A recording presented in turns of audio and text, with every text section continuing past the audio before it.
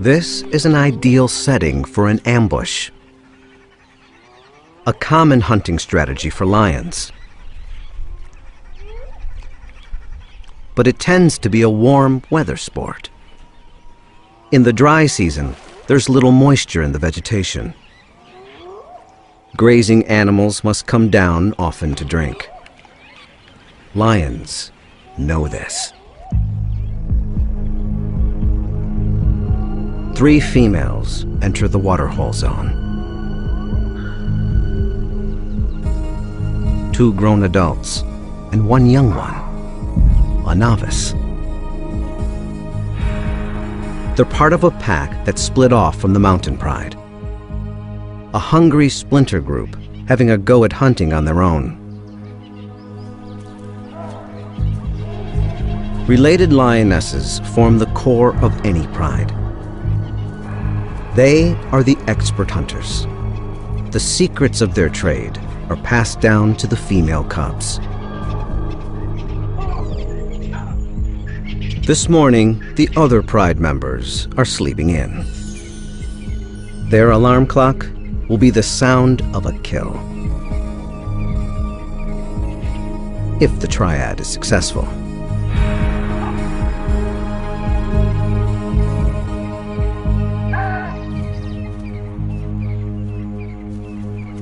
The cats take up their positions before any sign of prey. Cat 1 is equidistant to cats 2 and 3, about 70 yards apart. No cat is stationed more than 50 yards from the waterhole. This triangle formation means only one thing: the ambush. They surround the waterhole while leaving enough room for prey to enter. Experience tells them prey will likely come from this direction, then down a hill that leads to a popular drinking spot. Now they wait. The ambush requires perfecting a vital skill: patience.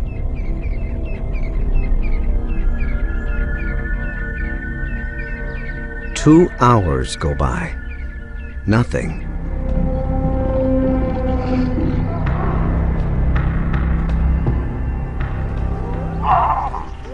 After 3 hours, a sound.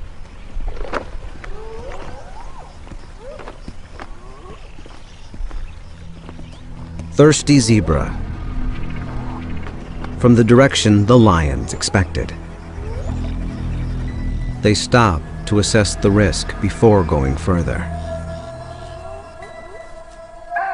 Zebra have learned that danger lurks in these parts, and they're prepared. They're fast, cautious, and travel in numbers. All excellent defenses against predators. But thirst makes them vulnerable. The distance closes between hunter and hunted. Lions are fast, but only in short bursts. If they don't get close enough, their prey will outrun them. Too close, and they'll give themselves away. The plan: any cat can start the ambush. They'll wait for the defense to make their move. Once the zebra have gotten close enough, here in the red zone, a lioness will strike. Suppose cat number 1 leads the charge, but fails to take down the target. Cats 2 and 3 are in strategic positions to intercept the fleeing prey.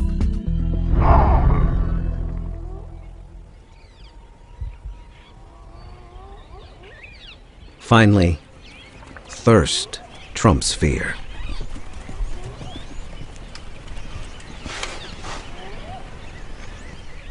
It's all going according to plan. Until some spectators show up. Swainson's spurfowl will screech when they sense a threat. The zebra will then be alerted to the hunter's plot. This cat must stay cool, or the ambush goes up in smoke.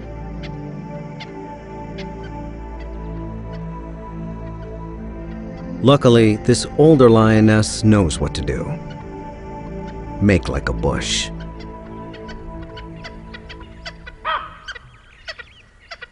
She pulls it off, and the hunt is still on.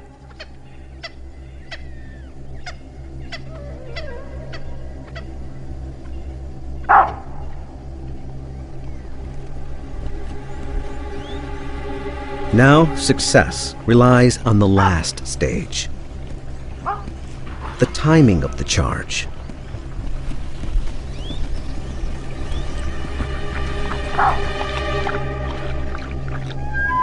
How do you know when it's right? No one can say for sure. It takes that unknown, unquantifiable factor. Experience.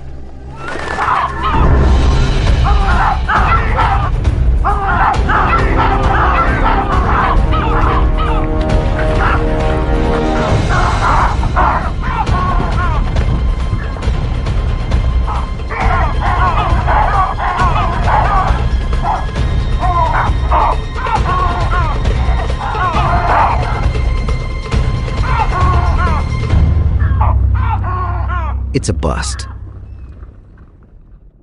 What went wrong? The cats have taken 5 hours to reach this critical point of the hunt, but it's the culmination of millions of years of pack and prey evolution that prime the outcome. In this round of the age-old game, the defense scored. Perhaps we should ask, what went right for them? Many prey species have evolved to live in herds. There's lots of benefits. Safety in numbers, for one. And more scouts to look out for danger. Perhaps they saw or heard the lions before the charge. But looking back, we see the triad flawlessly getting into position. Quiet, stealthy walking, and artful camouflage. Perhaps the zebra picked up an alarm call from another species. Not the spurfowl. Here, the lioness's passive concealment preempted detection. But she couldn't do anything about another spectator. Like birds, baboons send out alarm signals when predators are in the vicinity. But the zebra didn't seem to react to their distant call. What is clear, if you look closely, is a problem with the charge. It seems the timing was off. The culprit? The rookie. As with many youngsters, she lacked patience. The ambush might have worked if the lioness waited for the zebra to move into the ideal position for the net to close. The retreating herd would have been cut off by the waterhole and blocked by the other hunters. But the inexperienced cat jumped the gun and scared the zebra back up the hill and away. The downside of hunting in a pack? You're only as good as your weakest link.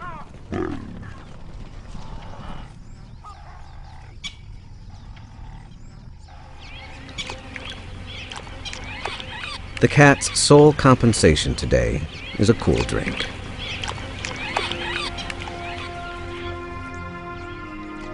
But this wasn't a waste of precious lion time.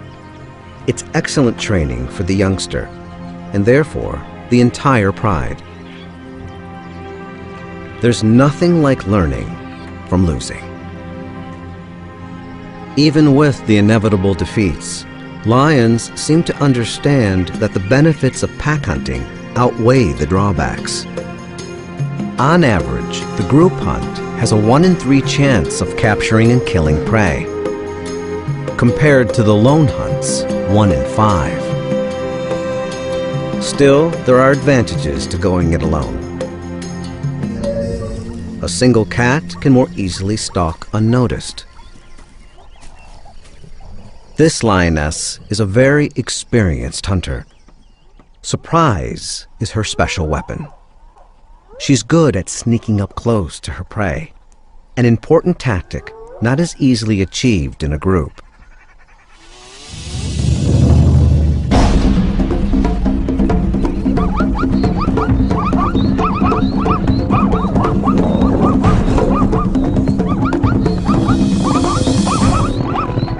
Without her perfectly adapted claws, success would be elusive. Lion claws are retractable. When a lion's not hunting, claws are kept sharp under a protective sheath. As a lion jumps on the prey's hiding-quarters, they release their claws and sink them into the flesh, like hooks. The cat tugs downward while muscle and teeth take over, finishing the job. A lone hunter can keep more of the spoils for herself, but eventually she'll have to share with some of the others, even if she doesn't want to. Sharing is a lion thing. Most other cats are loners, but lions depend on each other to raise their young, to defend their territory, and especially to hunt.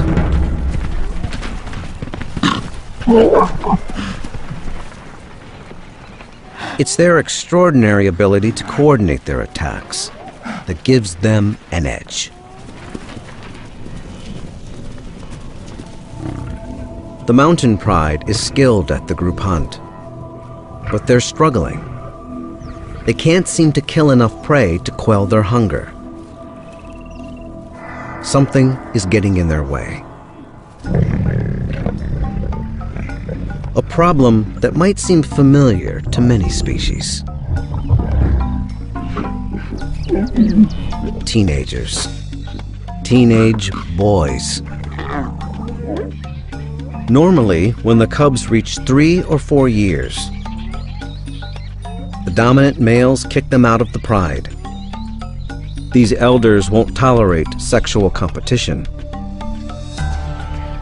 But there are no adult males in the mountain pride. Perhaps they died or wandered off to join other prides. As a result, the young males have stayed at home.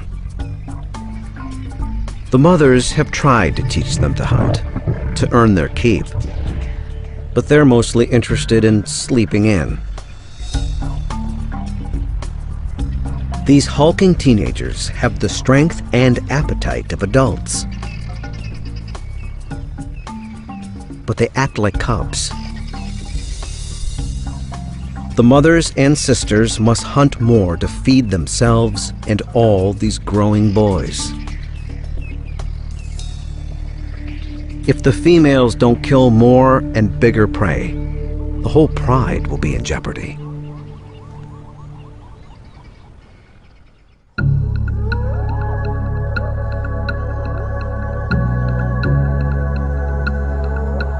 As night sets in, the females pick up a mouth-watering scent. Impala.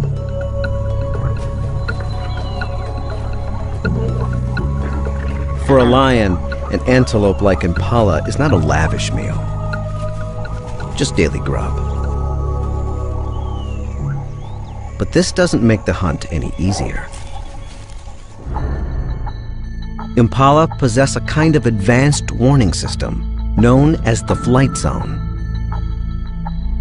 As soon as a potential threat crosses the perceived boundary, the animals know to run. The alarm system provides a head start.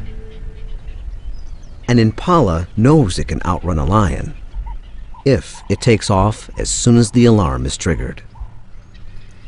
The lions must respect the flight zone, get to know it, and eventually penetrate it.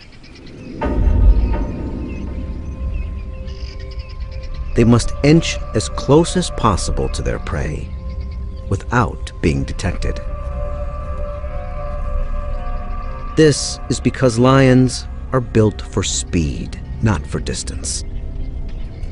Like all cats, they stand on the balls of their paws. This allows them to dig their toes in, bend their feet, and propel themselves forward, giving them a flying start. Their muscles snap into action. Made for the sprint, lion muscles extend over the entire length of the leg.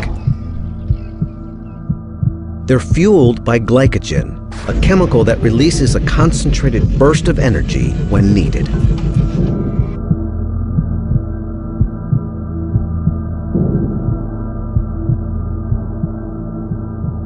But it's short-lived. A lion may be able to hit its top speed of 37 miles per hour in a split second, but it can only maintain it for 300 feet. Prey, like antelope or zebra, have hooves that lack the bending ability of paws, so are slower off the mark. But once they get going, they can maintain their top speeds for much longer.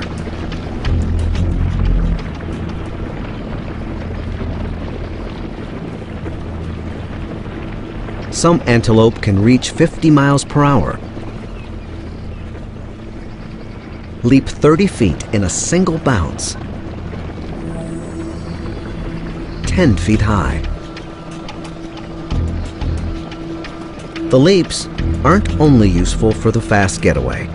They may be an example of what biologists call pursuit deterrence. They leap around before an attack, as if saying, "I'm too nimble for you, so don't even bother."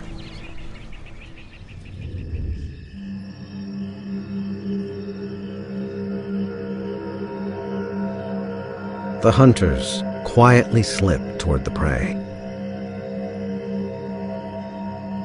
Tonight, the wind comes from the east, disguising the lion's sound and scent.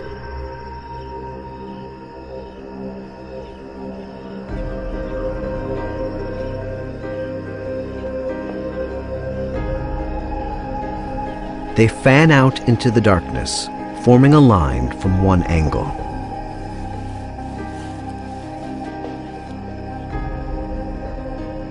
They're foregoing the ambush option. Lying in wait is useless, since their prey is already in place. Instead, the cats decide to go for another strategy.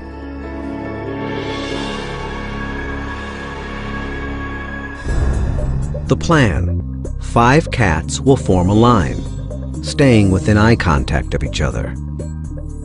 They'll want to get close enough for the collective sprint, while remaining outside the flight zone. If the outer lions play the wings, while the inner ones play center, their chances of catching impala will increase. The wings should start the charge. Some impala will leap away, but others might run toward the middle, where the centers can intercept them.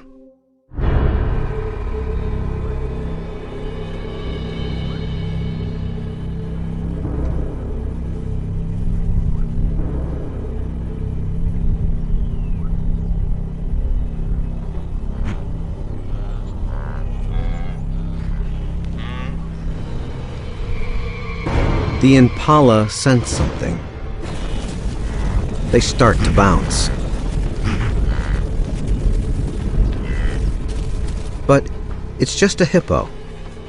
another vegetarian fumbling in the night.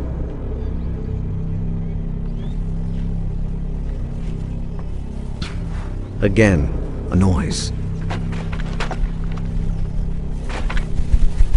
Just another herbivore. The hunters turned this distraction into an opportunity.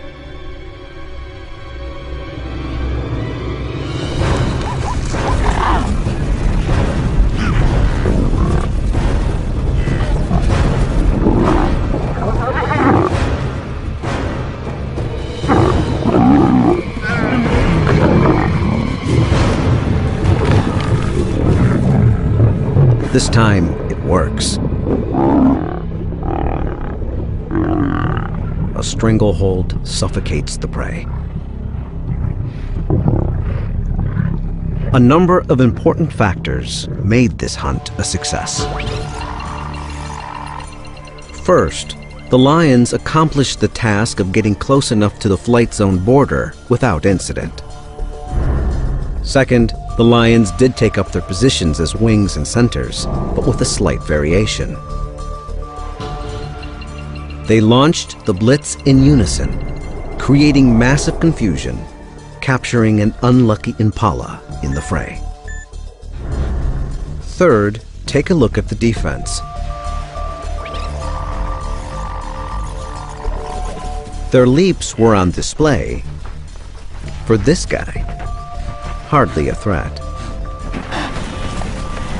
The false alarms of the herbivores might have turned the impala complacent, discharging their leaps before they were useful. A lucky break for the lions. Why didn't the impala detect the real threat in advance?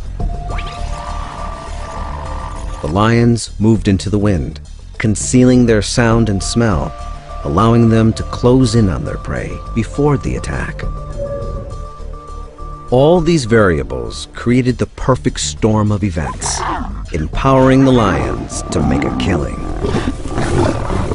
As in any battle, the outcome is determined by strategy, skill, and a little luck. Tonight, the female hunters are rewarded for pulling off their plan. But the victors will not be left in peace. Now that the moms have done all the hard work, the 8 young males show up, proving they too have a worthy skill: stealing. They leave nothing for the lionesses.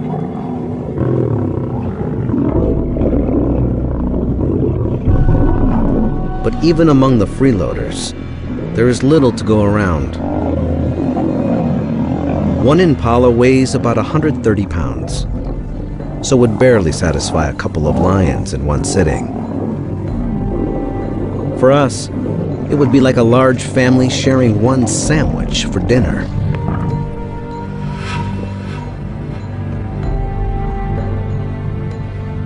Desperate for a meal to feed the whole pride, they'll have to take extreme measures.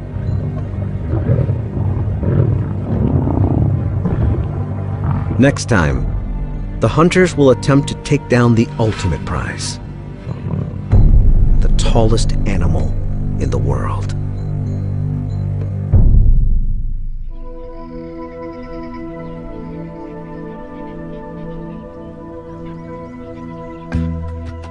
Africa's roaming watchtowers.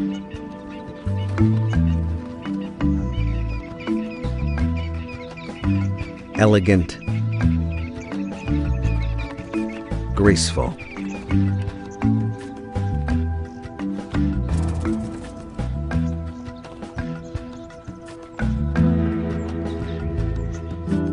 And yet, a top-notch adversary.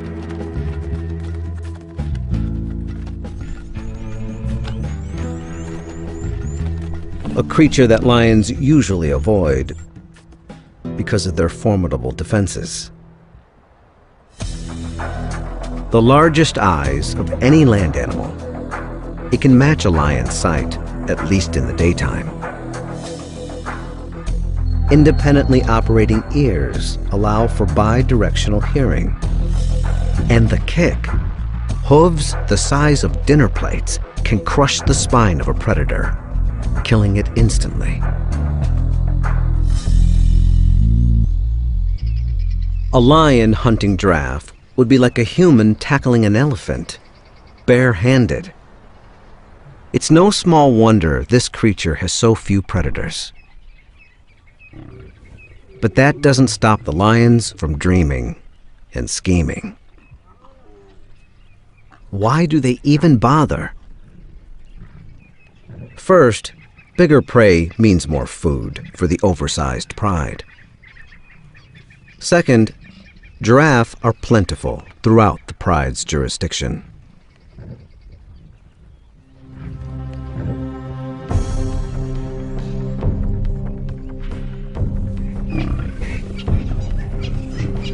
The lions see them everywhere.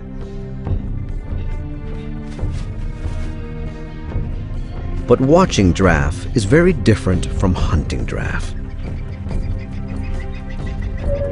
The success of such a kill usually depends on the heavyweights pitching in.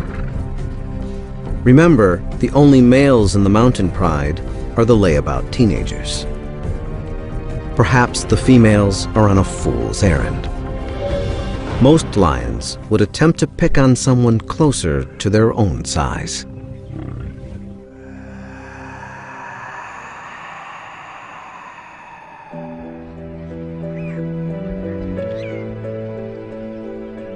Out on the grasslands, a mother tends to her foal. It's safer here than in the dense forest. The sweeping view she's got from way up high allows her to detect predators approaching from afar.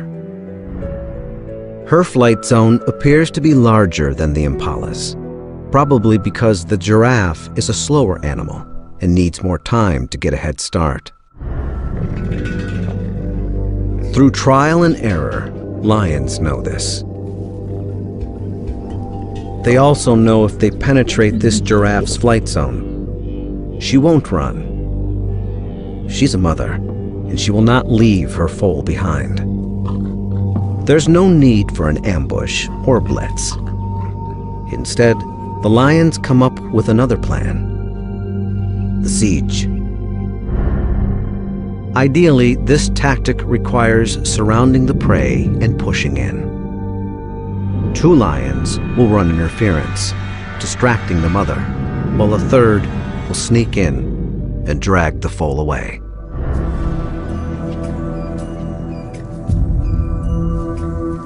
The lions creep close, encircling their target, blending in.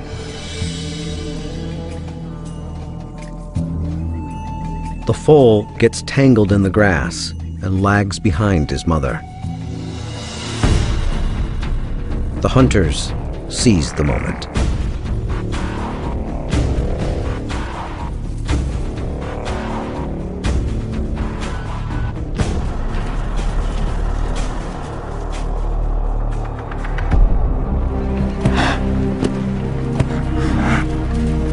The lions pull off the first phase of the strategy.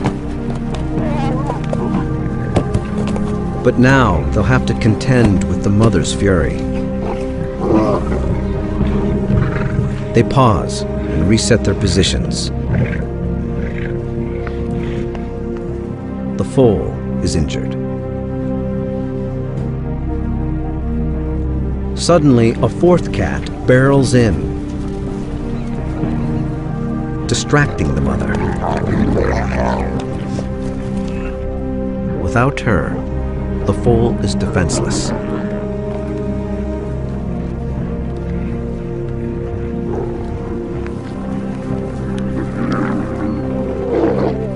But the mother returns with a vengeance. Suddenly, the tables are turned.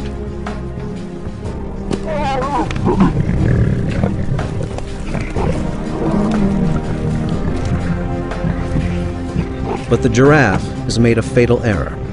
While lunging, her powerful hoof hits her foal. She seems to know what she has done. Perhaps fearing for her own life now, she flees.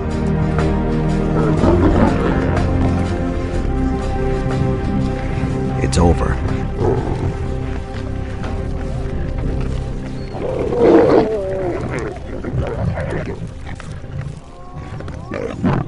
In the end, the siege worked, with a couple of surprises that tipped the scale in the lion's favor. First, the fourth cat entering the scene successfully redirected the mother, letting the others sneak in. Second, the lions got lucky with the mother's terrible mistake. The law of unintended consequences has been good to the lions.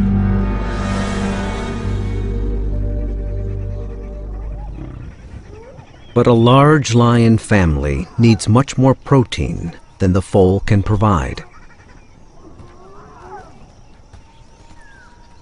The mountain pride is hungry. They have no choice but to risk a more dangerous mission: a full-grown giraffe.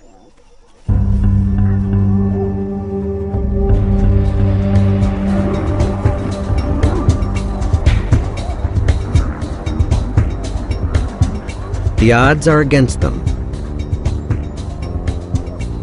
How will they go after the mighty giant? They start with a move to the right location.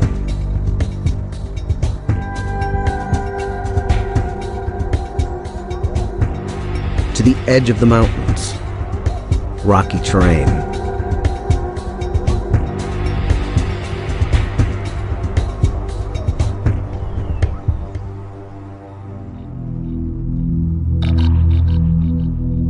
Here, the male giraffe hang out in the thick acacia trees, eating.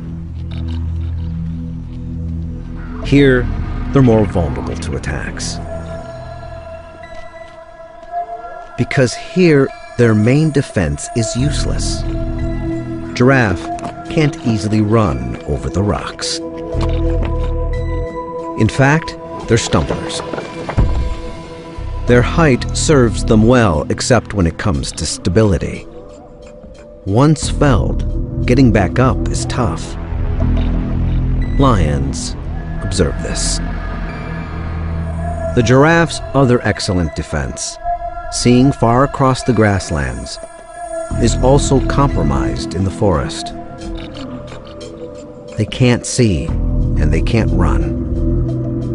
Like the zebra risking their lives for a sip of water, the giraffe must sometimes trade safety for a meal.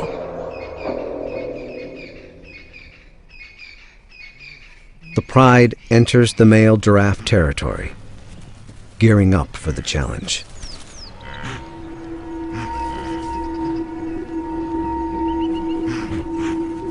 But a curious sight stops them in their tracks.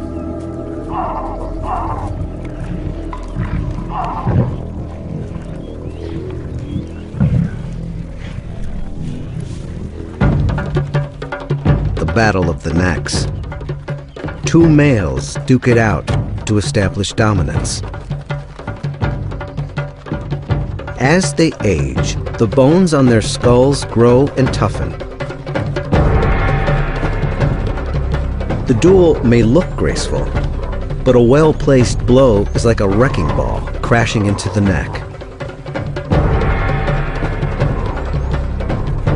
A lion's life is full of surprises, but problem-solving is part of the job. They definitely can't attack two giraffes. Maybe such a duel can be turned to their advantage. Surely the contenders will be exhausted after fighting.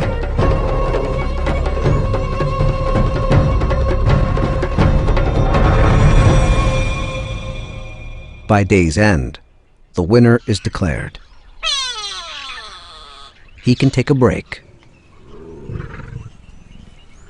But a giraffe that loses a match is in jeopardy of losing even more. The lions trail their quarry behind the shield of darkness.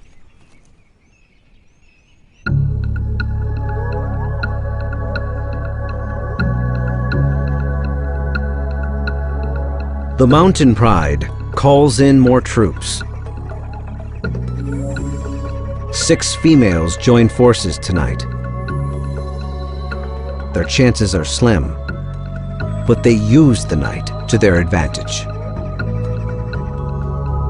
Giraffe struggle to see lions in the darkness. But lion eyes are perfectly adapted to nocturnal hunting. Millions of rods in the retina enhance their ability to detect shapes in low-light conditions. A layer in the back of the eyeball works like a mirror. It bounces light back through the retina, making objects appear brighter. It's also responsible for the eerie glow in their eyes. The mountain pride picks up a scent in the maze of the forest.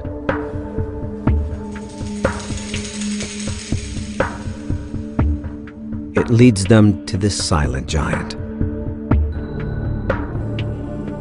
He's taken by surprise. There's nowhere for him to run. All the lions have to worry about is the kick.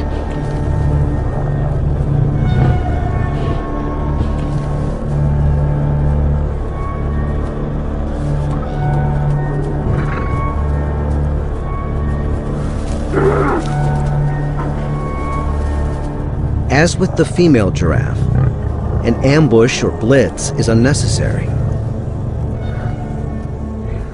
Instead, they'll deploy their siege strategy.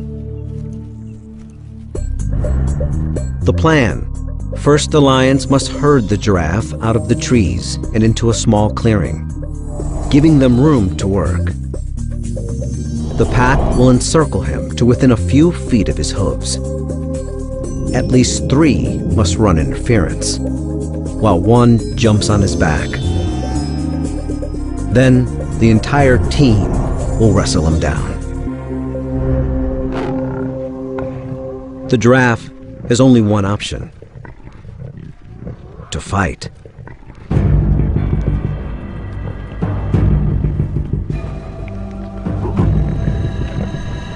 The lions attempt to flush him out of the trees.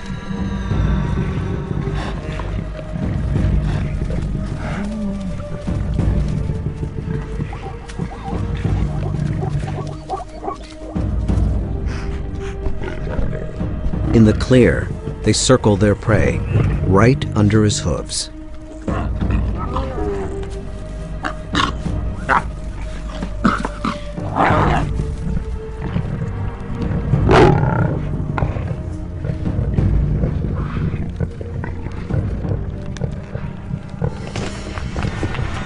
The giraffe's back kick is the most lethal. Like a fast swinging sledgehammer,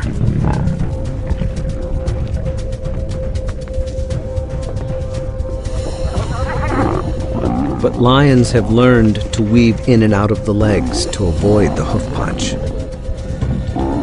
The front kick is also powerful, but more of a swat than a slug. Suddenly, one cat makes the leap.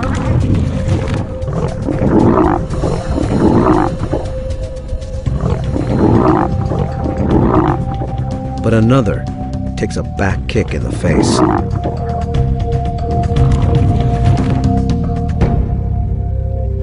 The defense holds its own. The cats are weary.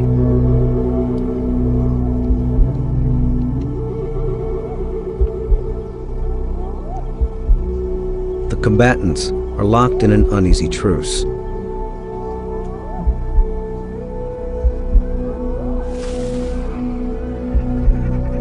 A decision to call it quits is looming.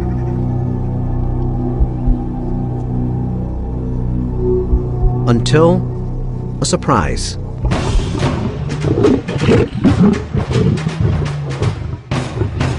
Reinforcements for the mountain pride arrive.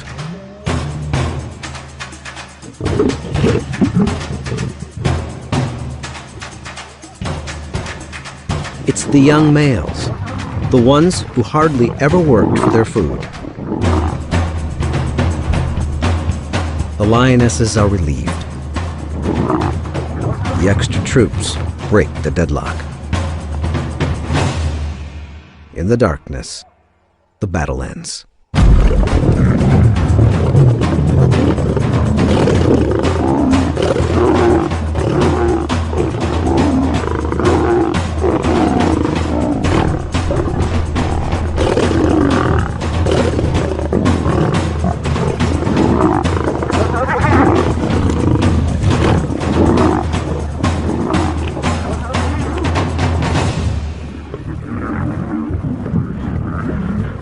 Finally, the young males earn their meal, the hard way.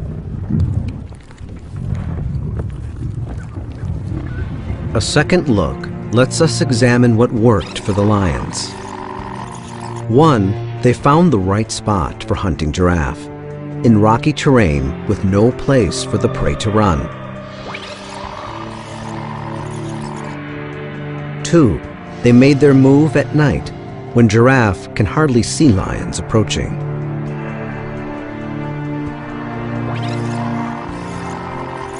3, after herding the giraffe into a small clearing, they closed in almost directly under him, avoiding his kick, at least for a while. 4, a few cats distracted the giraffe while one jumped on his back. This first attack may have seemed premature, but it contributed to tiring out the giraffe in the long run.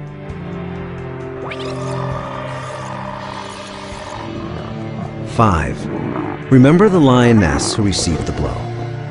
In slow motion, we can see she actually twists her body backward, avoiding the thrust of the kick. This acrobatic defense allowed her to avoid an injury and stay in the fight.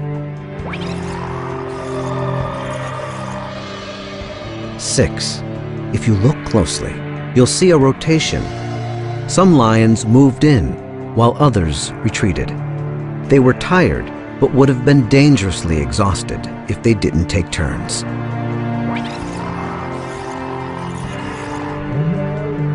Lastly, and perhaps most important, the teenage males entered the arena. The extra muscle enabled them to control the game and defeat the giraffe.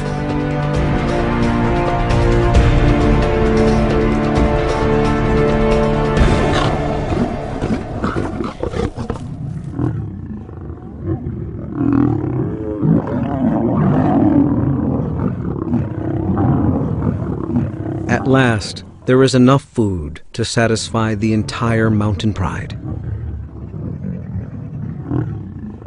It seems the young males are finally understanding the power of the pack.